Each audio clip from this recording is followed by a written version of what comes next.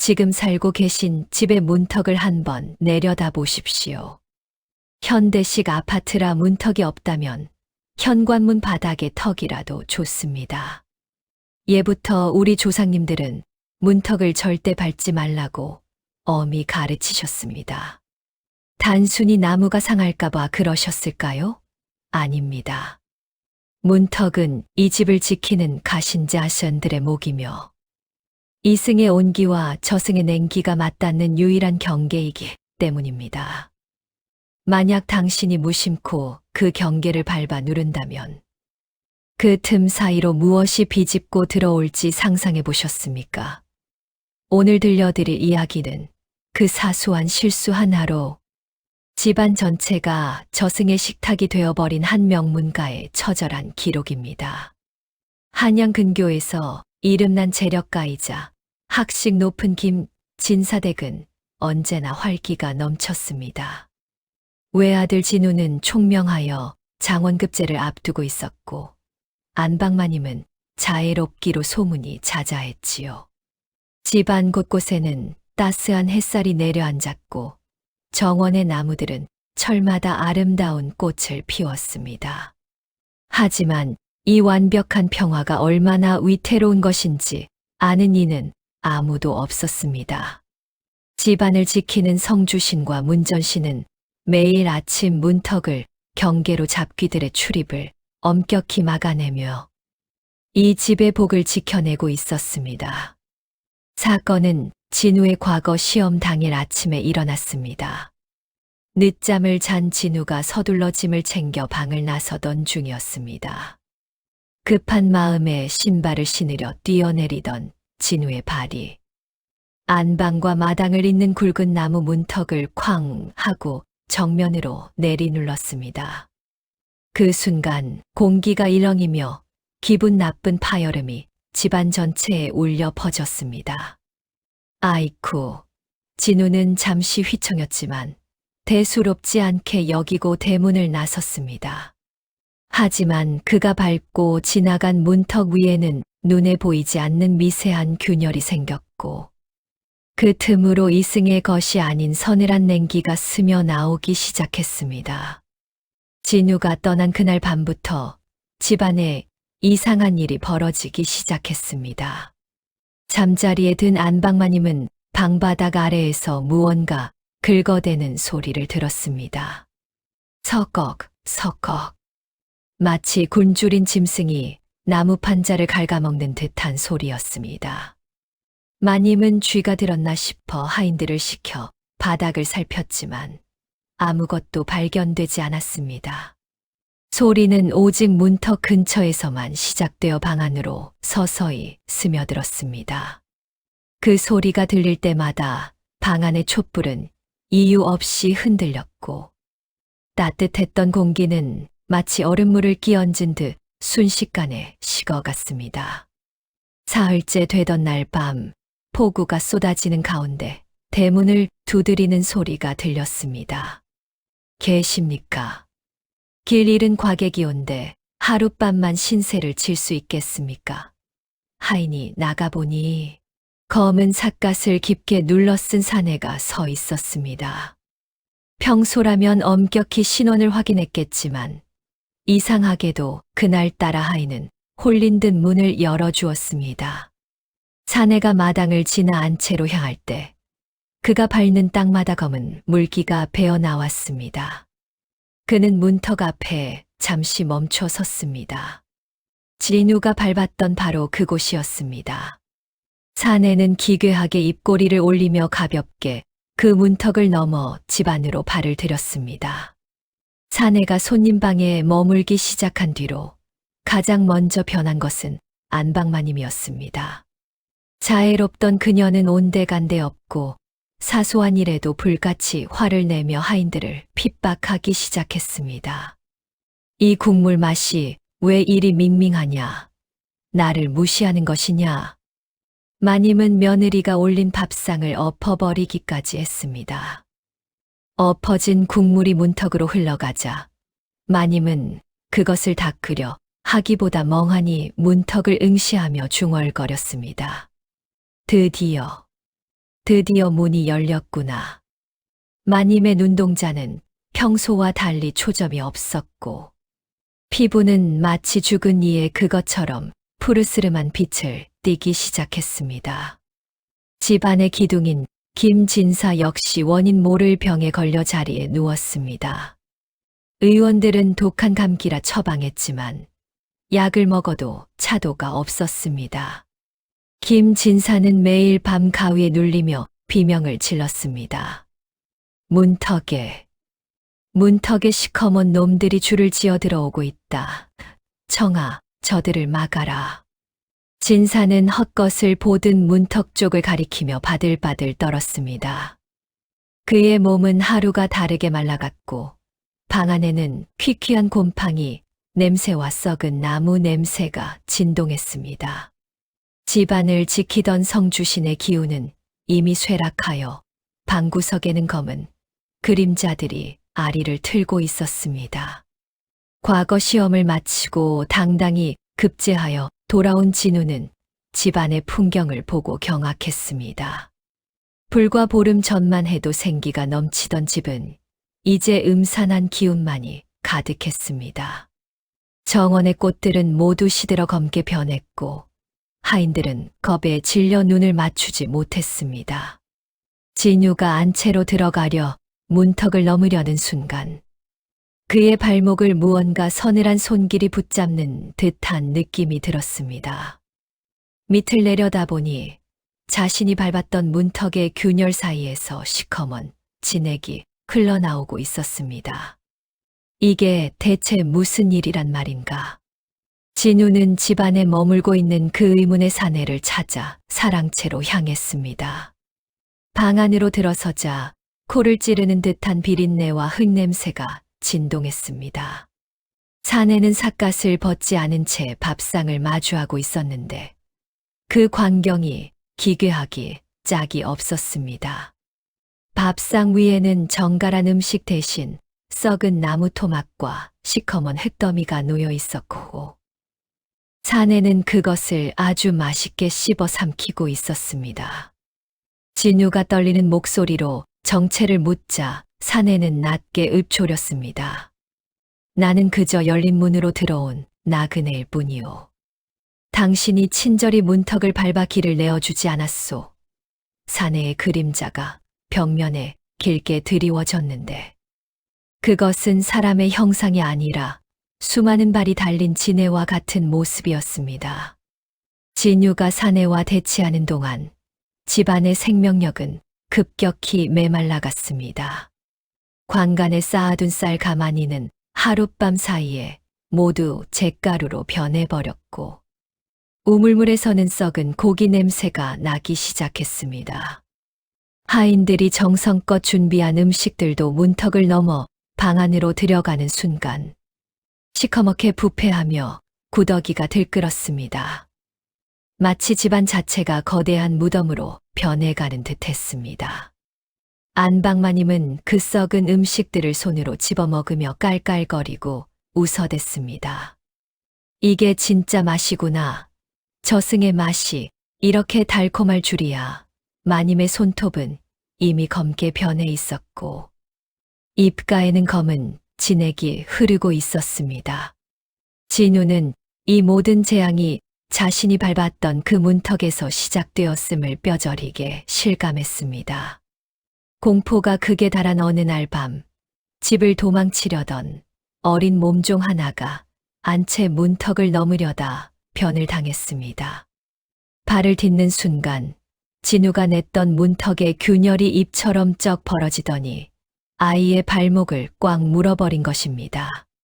살려주세요, 도련님. 아이의 비명소리에 진우가 달려갔지만 문턱 아래에서는 시커먼 손들이 수십 개나 튀어나와 아이를 바닥 아래로 끌어당기고 있었습니다. 문턱은 이제 단순한 나무 판자가 아니라 저승의 아귀들이 입을 벌리고 기다리는 구렁텅이가 되어 있었습니다. 진유가 아이의 손을 잡고 필사적으로 버텼지만 문턱은 기괴한 저자금을 내며 아이를 집어삼켰습니다. 잠시 후 문턱은 다시 평온한 나무의 모습으로 돌아갔지만 그 위에는 아이의 피로 추정되는 붉은 얼룩만이 선명하게 남았습니다. 진우는 이 사태를 해결하기 위해 가문에 전해 내려오는 금기서와 고서들을 샅샅이 뒤지기 시작했습니다. 먼지 쌓인 서고 깊숙한 곳에서 그는 문전신도라는 낡은 두루마리를 발견했습니다. 그곳에는 충격적인 내용이 적혀 있었습니다. 문턱은 집안의 척추이며 성주신이 머무는 옥좌이다. 만약 부정한 자가 이를 밟아 꺾는다면 집안을 지키던 가신들은 눈을 감고 그 틈으로 만년 동안 굶주린 지옥의 손님들이 초대받지 않은 잔치를 벌이러 오리라. 책에는 또한 문턱이 완전히 부서져 내리기 전 부서진 틈을 메우고 가신을 다시 깨워야 한다는 비책이 희미하게 적혀 있었습니다. 하지만 그 비책을 실행하기 위해서는 가장 소중한 것을 제물로 바쳐야 한다는 경고가 붙어 있었습니다. 밤이 깊어지자 집안의 공간은 기괴하게 뒤틀리기 시작했습니다. 마당을 지나 사랑채로 가려 해도 자꾸만 안채 문턱 앞으로 되돌아오게 되었고 벽면에는 보이지 않는 눈들이 나타나 진우의 움직임을 감시했습니다.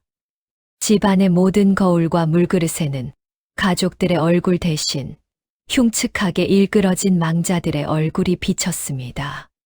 진우는 이것이 자신의 집이 아니라 저승의 어느 한 귀퉁이가 이승으로 전이된 것임을 깨달았습니다.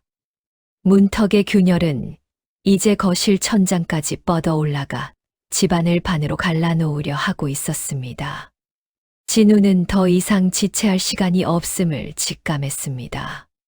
사내로 위장한 괴물이 안방마님과 아버지를 완전히 집어삼키기 전에 결판을 내야 했습니다. 지린유가 안방으로 들어갔을 때 어머니인 안방마님은 이미 인간의 모습이 아니었습니다.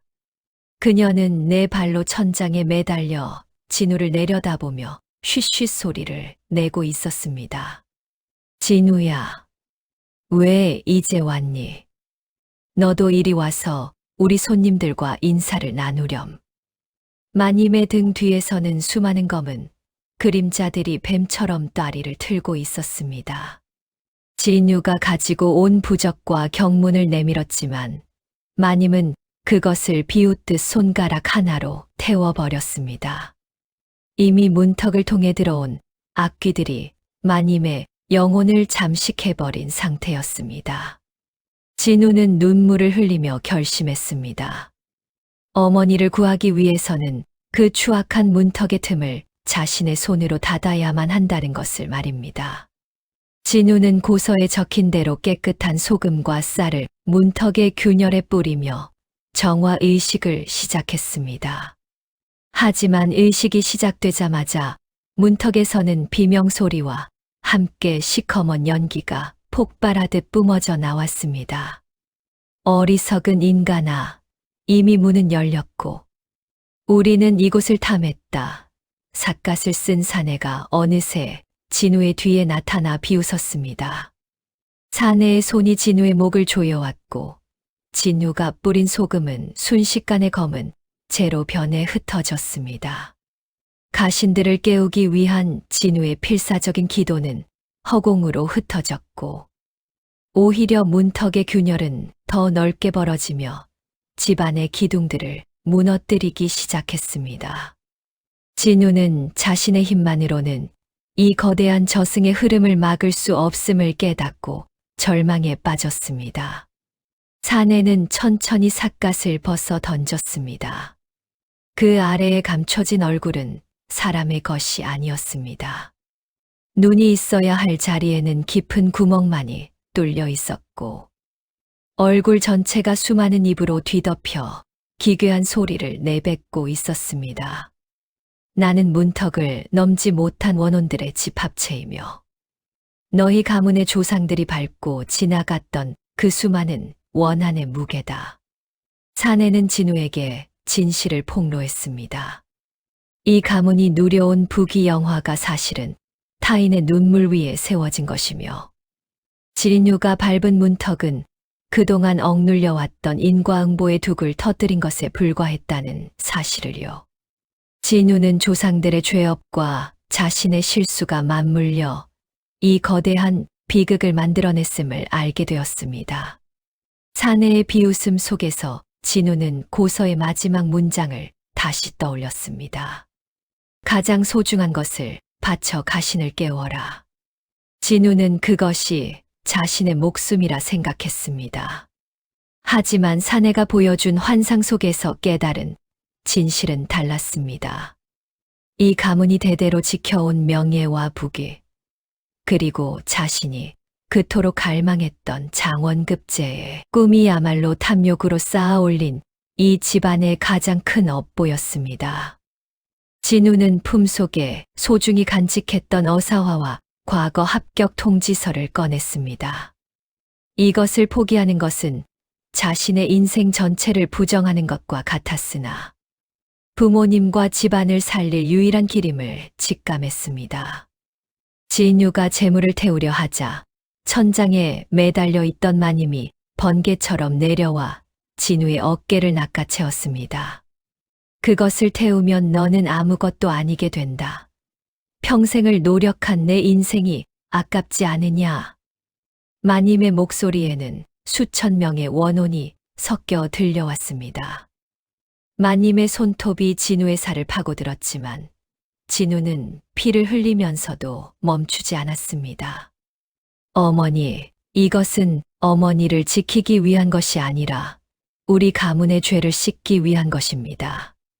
진우의 눈에서 흐른 눈물이 마님의 얼굴에 닿자 순간적으로 마님의 일그러진 표정이 원래의 자애로운 모습으로 돌아오며 비명을 질렀습니다.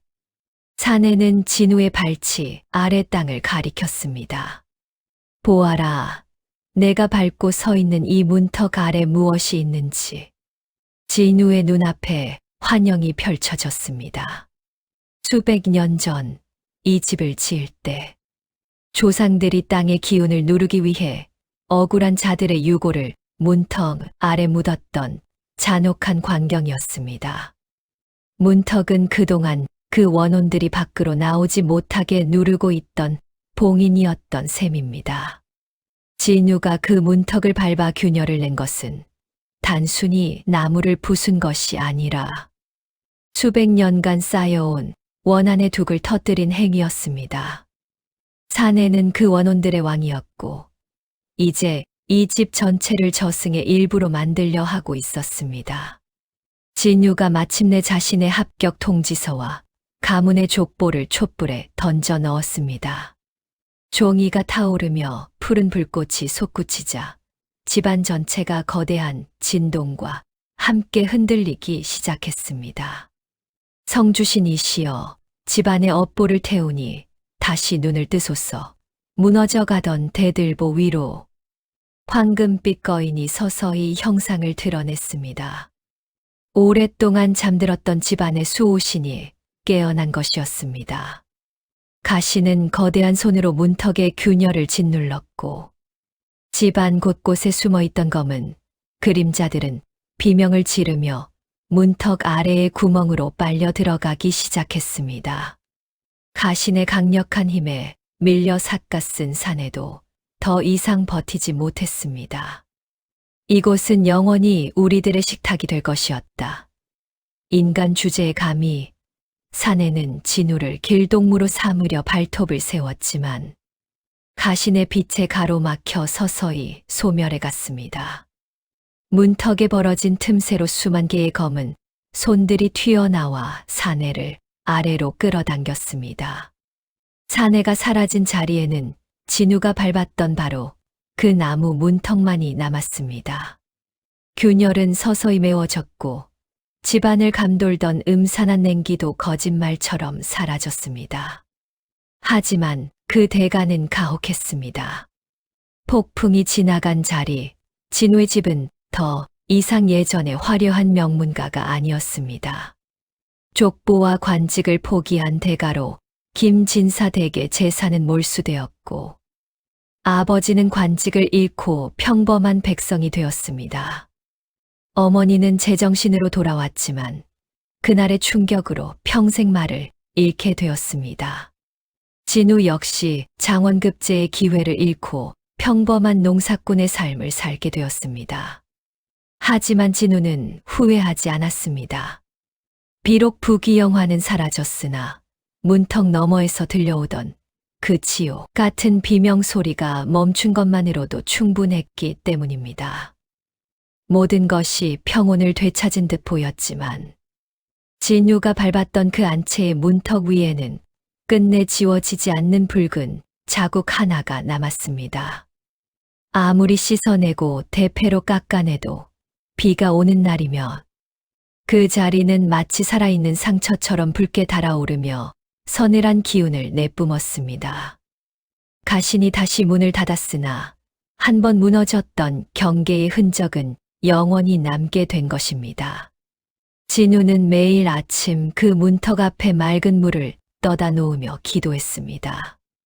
다시는 이 선을 넘는 비극이 반복되지 않기를, 가문의 죄업이 더 이상 자손들에게 이어지지 않기를 말입니다. 수십 년 뒤, 늙은 진우는 손자와 함께 작은 집을 짓고 살고 있습니다. 그가 지은 집에는 단 하나의 공통점이 있었습니다. 방과 마당 사이, 안방과 건너방 사이에 단 하나의 문턱도 두지 않은 것이었습니다. 사람들은 그것이 늙은이의 괴팍한 취향이라 비웃었지만 진우는 그저 허허 웃으며 손자의 손을 꼭 잡을 뿐이었습니다. 얘야, 경계가 없으면 밟을 일도 없고 밟을 일이 없으면 문이 열릴 일도 없단다.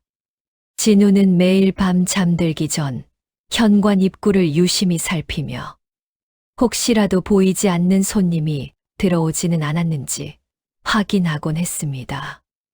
오늘 들려드린 문턱의 비밀, 어떻게 들으셨나요? 지금 여러분이 무심코 밟고 지나다니는 그 문턱이 사실은 누군가의 처절한 비명을 억누르고 있는 봉인이라면 어떨까요? 평소와 다르게 집안이 썰렁하게 느껴지거나 방바닥 아래에서 긁는 소리가 들린다면 지금 즉시 여러분의 문턱을 확인해 보십시오. 혹시 당신도 모르게 그 경계를 짓눌러 초대받지 말아야 할 손님들에게 길을 내어준 것은 아닌지 말입니다.